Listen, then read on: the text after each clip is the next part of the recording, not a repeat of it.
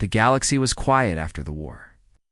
The stars that once burned with fire from countless battles now shone cold and distant, like silent witnesses of everything that had happened.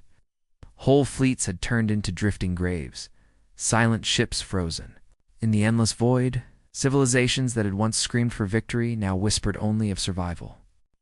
Worlds that had once sent millions of soldiers now sent prayers into the dark, hoping never to see war again. Ow. But silence in the galaxy was never real silence. It was only waiting. And somewhere deep inside that silence, something was stirring. The alien empires told themselves the war was over. They signed broken treaties, drew new borders, and carved the ruins into fragile kingdoms. They told their people that peace had returned. Yet in every council meeting, behind every closed door, fear still lingered, because no one could forget the humans. They had come from a single world, a death world, where survival itself was a fight every day. And when they entered the stars, they fought as if the universe itself was another predator to be hunted. The aliens remembered the fury of human fleets, the stubbornness of human soldiers who refused to surrender, and the terrifying stories of battles where one human ship held off an entire armada. Even when the war ended, the fear of humans never did. But the strangest thing was not the fear of their strength. It was the way they disappeared. The last human fleets withdrew into the dark and then fell silent. No transmission, no signals, no presence in the galactic councils. It was as if humanity had simply vanished. Many celebrated, believing the Death Worlders had finally broken themselves. But there were others, quiet voices, who warned that humans never truly disappeared.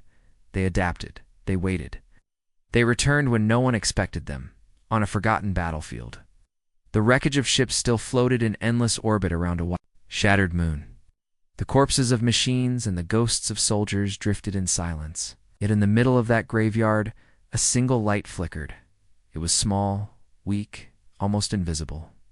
But it was real.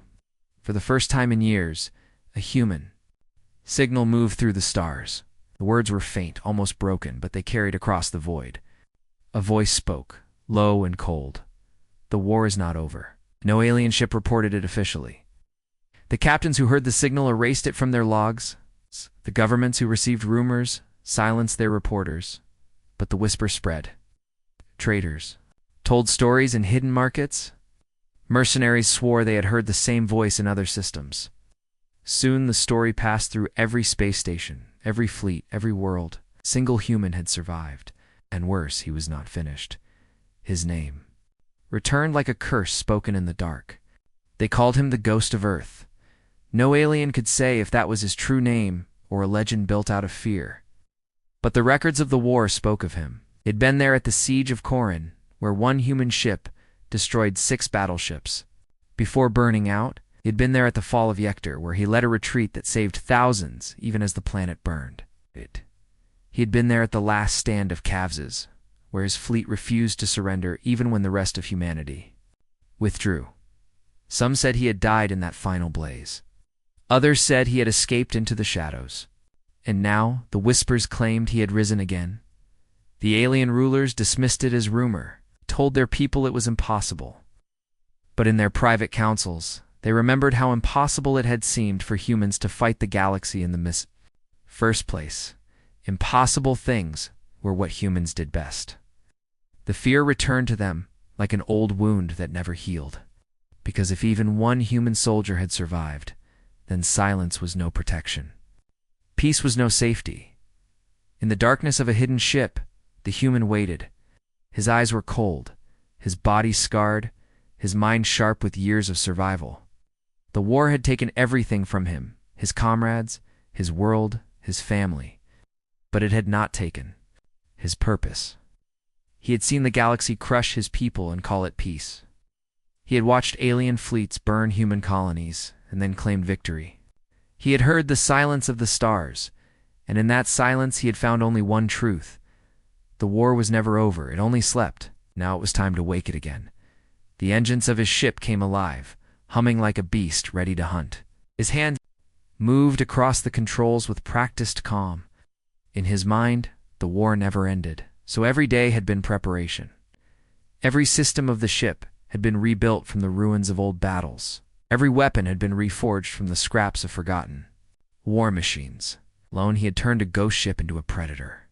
And with it, he would remind the galaxy of what it had chosen to forget.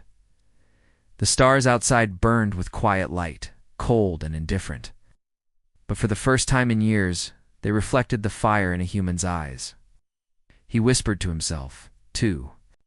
The memory of those who had fallen, to the silence that had dared to think it could last forever. The war is not over. It will never be over, not while I still breathe. And with that, the ship disappeared into the dark, leaving behind only the echo of his words. Across the galaxy, rulers trembled, soldiers whispered, and old wounds opened. Again, the silence after fire had ended. The ghost had risen, and the stars would never be quiet again. The first whispers began on the trade routes. A small cargo ship traveling through empty space picked up a broken signal. The captain at first thought it was only interference from the wreckage of old battles. But then, the words came clear through the static. Is a voice, calm and cold, repeating again and again, "The war is not over." The crew grew pale, and no one wanted to answer. They cut the transmission and swore to each other that they had heard nothing. But once a secret touched the stars, it never stayed buried for long.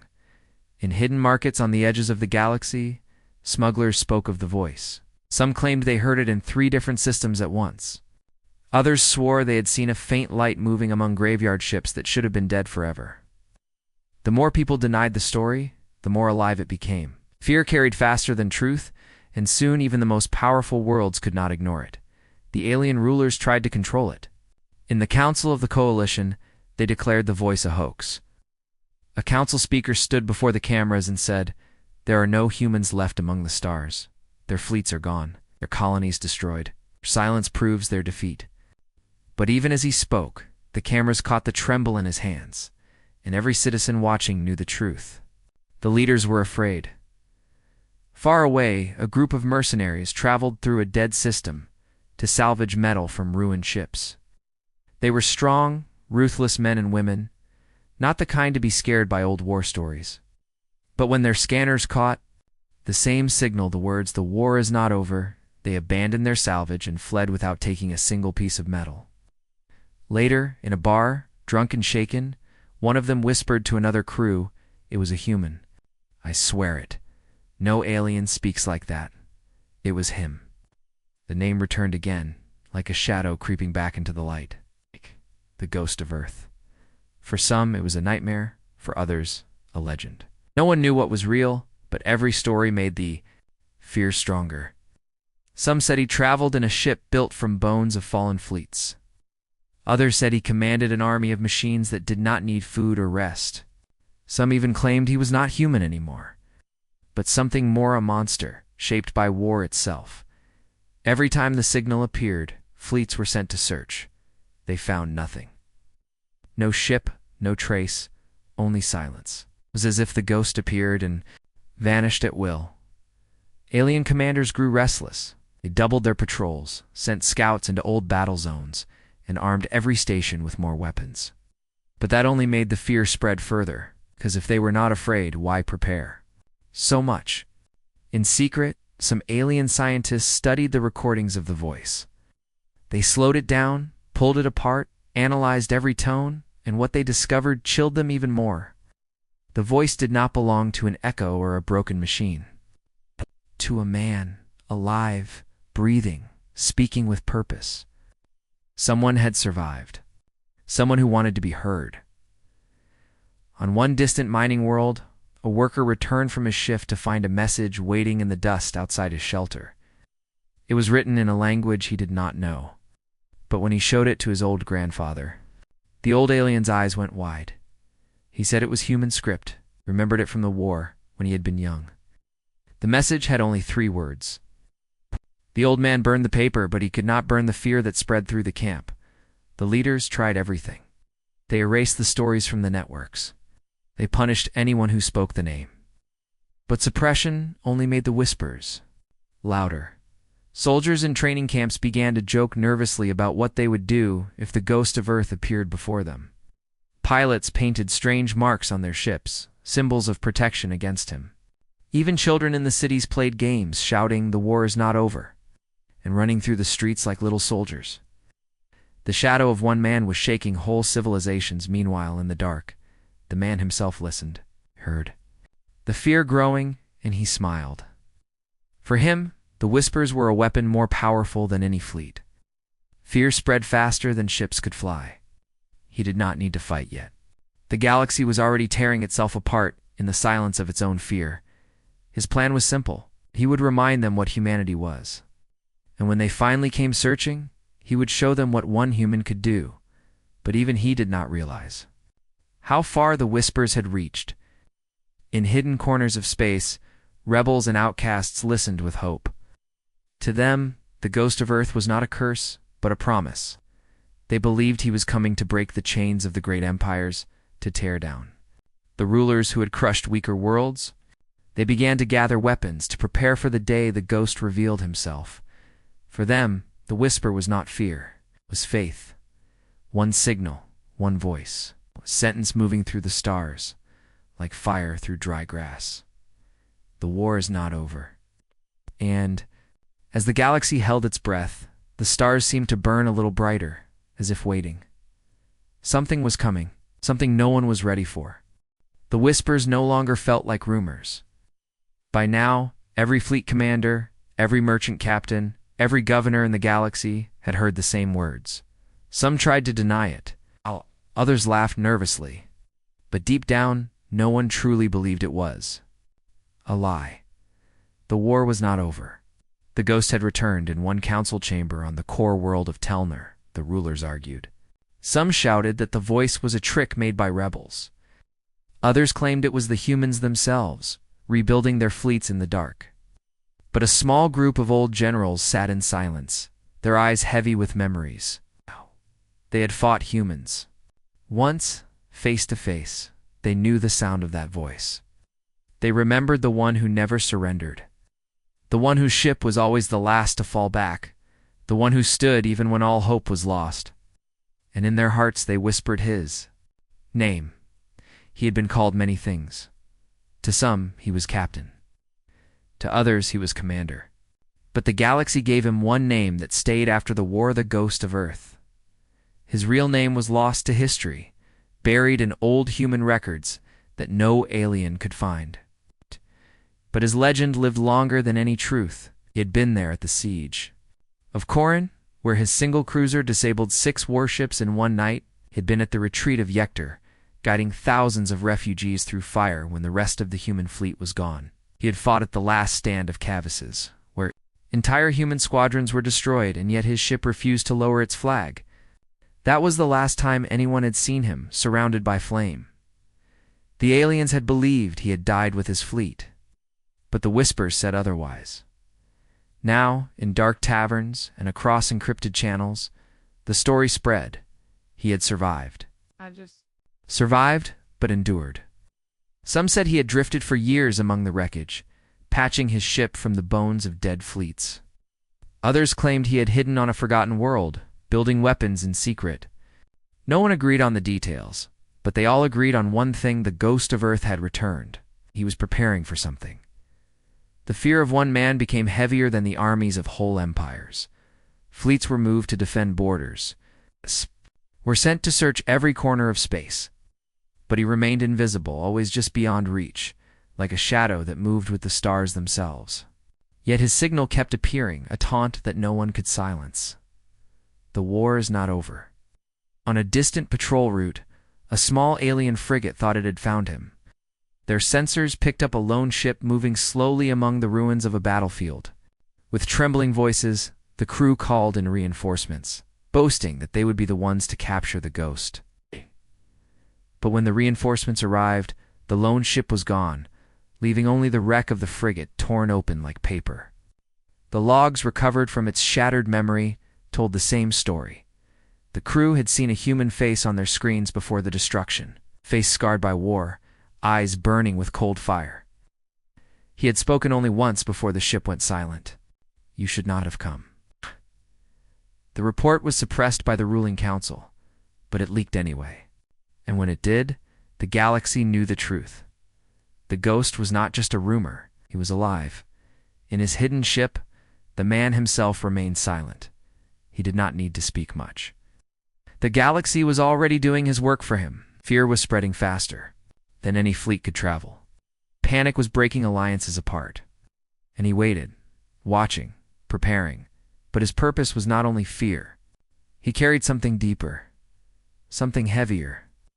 Every scar in his body reminded him of the war. Every memory of his comrades reminded him of the price they paid. Ice. He had seen his people slaughtered, his colonies burned, his fleets shattered. While the galaxy celebrated peace, he carried the truth. Peace was only a lie written by those who had won. His war had never ended. When he closed his eyes, he still saw Kavez, the burning skies, the desperate screams, the fleets falling one by one. He still remembered the moment his last ally ship exploded beside him and the silence that followed when he was truly alone.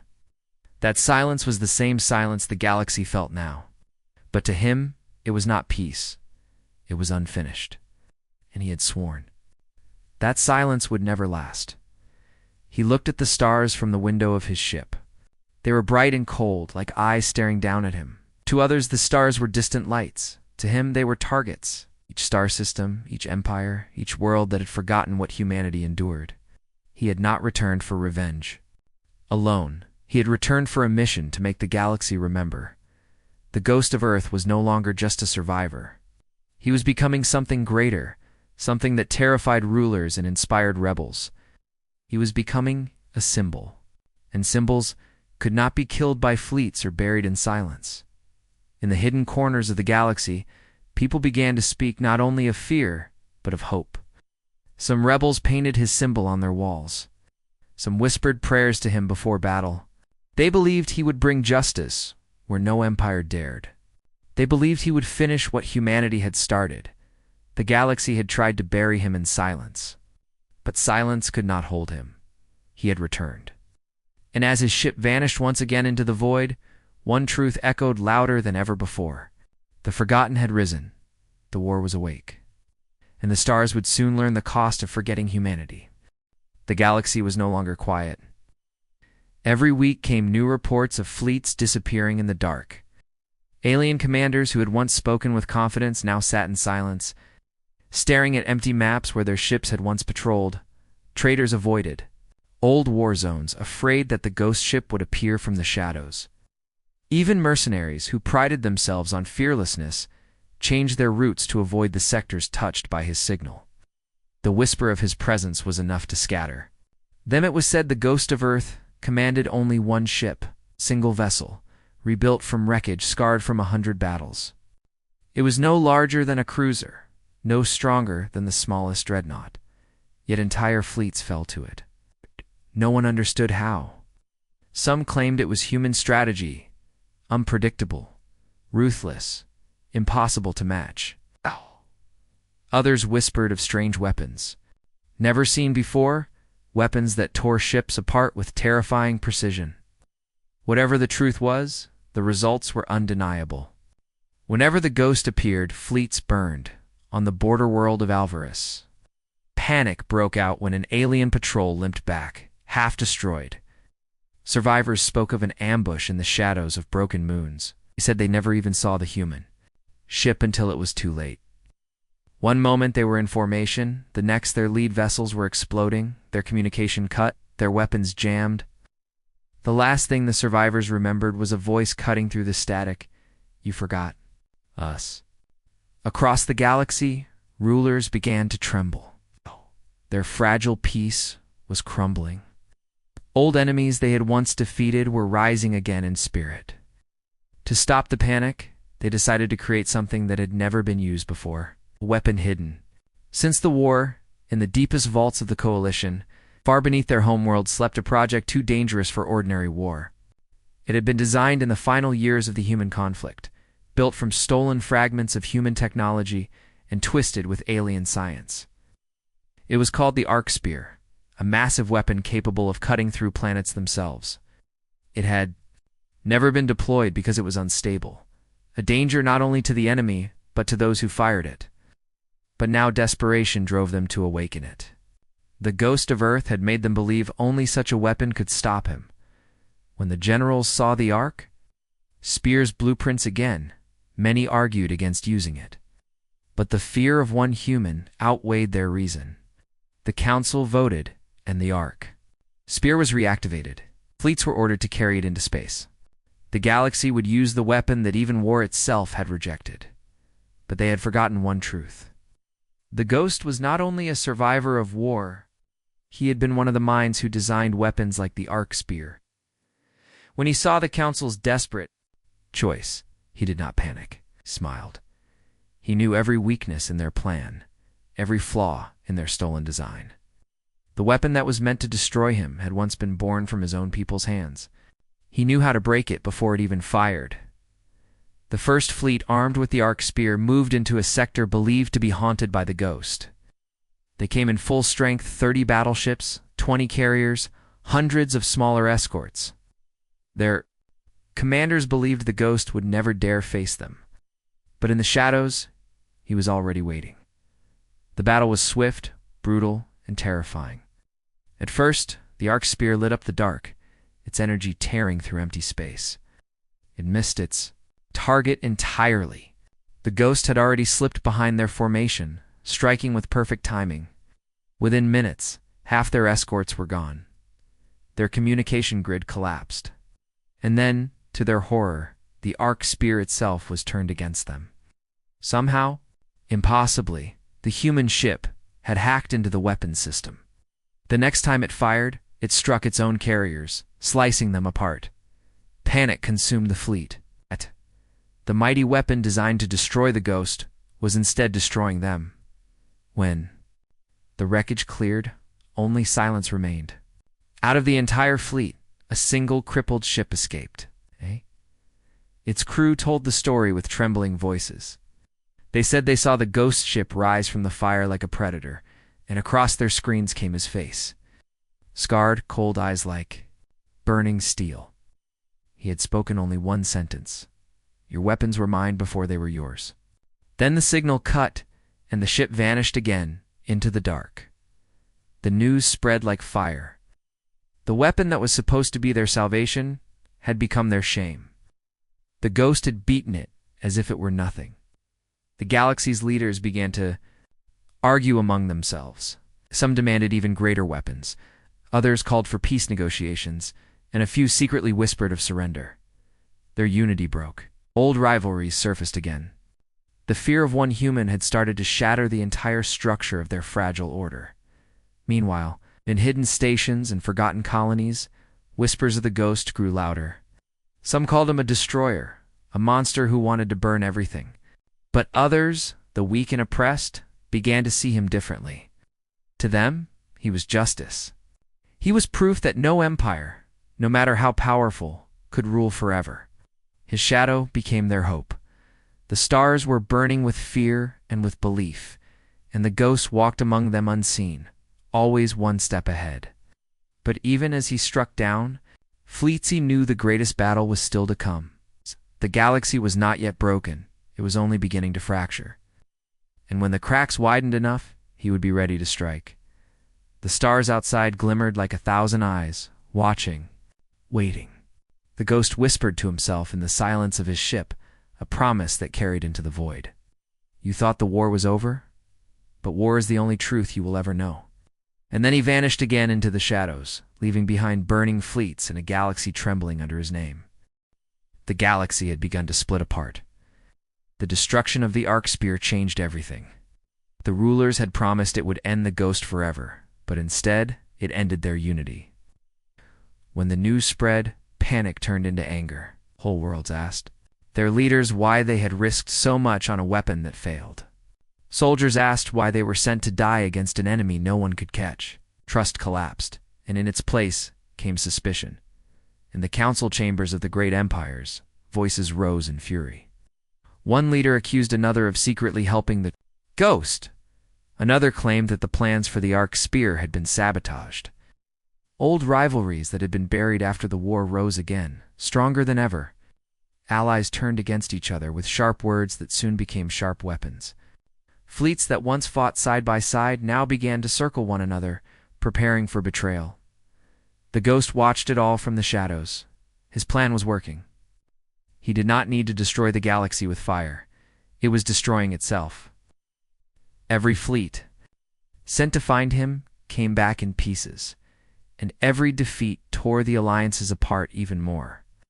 He had become more than a soldier now. He was a storm moving silently across the stars, breaking empires without ever touching their worlds. But even as rulers argued and soldiers doubted, ordinary people whispered his name in secret. To them, the ghost was not just a hunter of fleets. He was a symbol of defiance, a reminder that the great powers could still bleed. On mining colonies, where workers were treated like slaves, his image was painted on the walls. On rebel ships, hiding in asteroid fields, his words were repeated before battle. The war is not over. For the weak and the broken, those words were not fear. They were hope. This divided the galaxy even more. Some rulers feared that if they did not crush him soon, he would ignite rebellions across 100 worlds. Others believed that chasing him only made him stronger, and argued to retreat and defend their own borders. But no one could agree. The alliances that had won the Great War now fractured into dozens of pieces, each one blaming the others. The first open betrayal came in the Kelron sector. 2 fleets of allied species were ordered to patrol together, but when the signal of the ghost appeared, one fleet fired on the other. They accused their supposed allies of luring them into a trap. By the time the battle ended, both fleets were crippled, and the ghost was nowhere to be seen. The only survivor's log told the same chilling story. Just before the fighting began, a voice had cut across the comms. "You are already broken." More incidents followed. On distant stations, weapons were aimed at supposed friends instead of enemies. Whole sectors turned against the coalition that once ruled them, and each time, the ghost's shadow lingered. He did not fire every shot, but his presence poisoned every alliance. The galaxy began to tear itself apart, one betrayal at a time. Inside his ship, the man stood before the stars and remembered the war. He remembered the human colonies that had fallen, not because of strength, but because of betrayal. Allies who had promised aid had abandoned them. Friends had watched as human worlds burned. And now, those same empires were betraying each other. Just as they had once betrayed his people, he saw it not as chaos, but as justice. They were drowning in the same fire they had lit for humanity. Yet in the quiet of his thoughts, a question lingered. Was he fighting for humanity or for himself? His people had retreated into silence long ago. Perhaps they had chosen peace. Perhaps they had chosen to let the galaxy move on. But he had not. He could not. He told himself that he fought for his lost comrades, for the voices silenced at Cavs's, for the millions who never saw home again. But deep inside, he knew the truth. He also fought because he could not stop. War was not only his duty, it had become his nature. On a small rebel station hidden in the outer rim, his signal appeared once again. But this time, it carried more than a single sentence. The rebels gathered around as the voice filled their halls, hard and steady. Your rulers are weak. They lie to you. They betray you. Join me, and we will end their chains. Join me, and the stars will belong to those who fight for them. For the first time, the ghost called not only to fear, but to loyalty. And the rebels answered. Word spread quickly that the ghost had allies now. It's not just whispers, but real fleets. Small groups at first, pirates, rebels, mercenaries, tired of serving broken empires, but small groups became larger. His shadow was no longer alone. It was becoming an army. The rulers panicked. If they fought him now, they would also fight every rebellion that followed him. If they ignored him, he would only grow stronger. They were trapped in their own fear, and in that fear they turned against each other even faster. The galaxy that had once been united in victory over humanity was now crumbling piece by piece. All because of one man who refused to die. One human who had risen again from silence. As the ghost stood on the deck of his ship, watching the stars where new fires burned, he whispered to himself, "This is only the beginning." The galaxy had never been so divided. Where once there had been fleets marching in perfect order, now there were scattered fragments of power. Worlds that had sworn loyalty to their empires declared independence. Admirals refused to follow commands. Armies turned their guns not against the ghost, but against each other. In the middle of this storm, one figure stood steady. He was not an emperor, not a council leader, not even a commander of nations. He was only one human, one soldier. Yet the galaxy spoke his name with more fear than it spoke entire empires. The ghost had become something greater than even he had imagined. His enemies had given him many names: traitor, war criminal, terrorist, but the people gave him only one: the last warrior. To them, he was proof that a single man could shake the stars. To the rulers, he was proof that one mistake in the past betraying humanity was now burning them alive. His fleet was no longer small. Ships that once belonged to rebels now bore his mark. Mercenaries who had served for coin now followed his voice. Even deserters from the great empires came, bringing weapons, maps, and secrets. They did not join because they loved him. They joined because he was winning. In war, nothing draws more followers than victory. Still, his strength was not in numbers. His strength was in fear. The enemy could not predict him. One week, he struck a fuel depot in the inner systems. The next week, he ambushed a convoy at the edge of the galaxy. Then he vanished into silence, leaving entire fleets chasing ghosts of signals. He never stayed long enough to be caught, but always long enough to be remembered. The leaders tried to stop him with force, but their fleets fell apart before they could even reach him. They tried to stop him with lies, spreading broadcasts that he was dead or defeated, but each time his voice cut through their signals, proving them wrong. They tried to offer rewards for his capture, promising gold, power, entire worlds. No one could betray him. Those who tried never lived long enough to collect the reward in secret meetings. The rulers whispered what they feared most, that the ghost was not alone. Some said humanity had hidden fleets waiting to strike. Others claimed he had found ancient weapons buried on dead worlds. But the truth was simpler. He had nothing but his will, and that was enough. On the bridge of his ship, he stood in silence, watching the stars. His crew, once strangers and outcasts, now looked to him as if he were something more than human. They called him captain, commander, even savior. But he never smiled when they used those words. He knew the truth. He was not a savior. He was a weapon. And weapons had only one purpose: to be used until they were broken. There were nights when his dreams betrayed him. He saw faces of soldiers he had lost, friends who had died screaming in the void, comrades who had never come home. In his dreams, they asked him why he still fought, and in his dreams, he never had an answer. When he woke, he told himself it was for them, for the voices silenced by betrayal. But deep down, he knew it was because he could not stop. He had become war itself. The galaxy began to whisper a new fear that perhaps the ghost was no longer human at all. Some claimed he was a machine rebuilt after every battle. Others said he was death itself, wearing human skin. His enemies spread these lies, but the lies only made him stronger. For if he was death, who could kill him? Soon entire sectors fell without him firing a single shot. Worlds declared their freedom in his name. Fleets refused to march because they believed he was waiting for them. He did not need to destroy every empire. He only needed to make them believe he could. And belief was the sharpest weapon of all. But power comes with a price. The more his shadow grew, the more the galaxy united, not against each other, but against him. The rulers, once divided, began to speak of a final plan, a plan that would require them to put aside their hatred, if only for one moment. A weapon greater than the arc spear, something that would not miss, something that would not fail. The ghost did not yet know of this plan, but he felt the change in the stars. But the betrayals slowed. The rebellions grew quiet. The rulers were not giving up, they were preparing. He could sense it, the way a predator senses another in the dark. Something was coming for him, something vast, something built from the fear he had sown. And yet he did not run. Ow. He had never run. Standing on the deck, he looked at his crew, at the rebels who now followed him, and at the stars filled with enemies. He knew the truth that even if they brought the full weight of the galaxy against him, he would not bend.